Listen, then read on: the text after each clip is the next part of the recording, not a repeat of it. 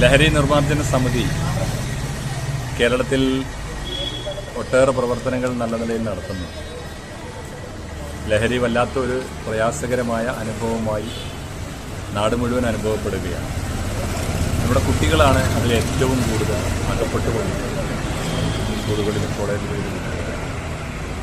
അപ്പം അത് പരിഹരിക്കണം എന്നുള്ളത് എല്ലാവരുടെയും ആവശ്യമാണ്. അതിനാവശ്യമായി ലഹരി നിർമ്മാർജ്ജന സമിതി വെക്കുന്ന ഒരു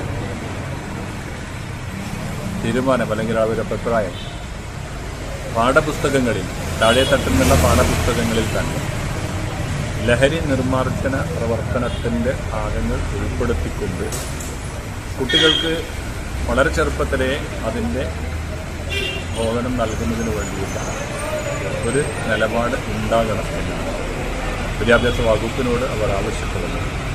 MLA-മാരെ മുഴുവൻ അവർ കാണുന്നുണ്ട്, അത് ആവശ്യപ്പെടുന്നുണ്ട്. അപ്പോൾ അത് പാഠപുസ്തകങ്ങളിൽ ഉൾപ്പെടുത്താനുള്ള നടപടികൾ ഗവൺമെൻറ് സ്വീകരിക്കണമെന്നതാണ് അവരുടെ ആവശ്യം.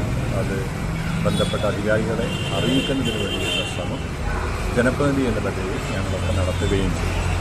അതോടൊപ്പം തന്നെ പുതിയ മദ്യശാലകളും ബ്രൂവറികളും ഒക്കെ പുതിയതായി തുടങ്ങുകയാണ് കേരളത്തിൽ ഇത്തരം പ്രയാസകരമായ കാലഘട്ടത്തിൽ.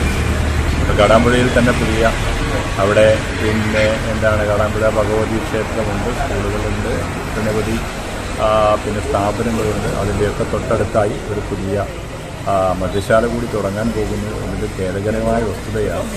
നാട്ടുകാരൊക്കെ എതിർപ്പ് പ്രകടിപ്പിച്ചിട്ടുണ്ട്. അത് ശക്തമായി അതിനെതിരെയുള്ള പ്രതിഷേധങ്ങൾ ഇതുവരെയും ഉണ്ടാവുകയും ചെയ്യും. അത് അവിടെ തുടങ്ങാതിരിക്കാൻ ആവശ്യമായ നടപടി ഗവൺമെൻറ്റിൻ്റെ ഭാഗത്ത് ഉണ്ടാകണമെന്ന് ലഹരി നിർമ്മാർജ്ജന സമിതിയിൽ നാട്ടുകാരും ആവശ്യപ്പെട്ടിട്ടുണ്ട്. അതും ഗവൺമെൻറ്റിൻ്റെയും മന്ത്രിയുടെയും ശ്രദ്ധയിൽപ്പെടുത്തുന്നതാണ്.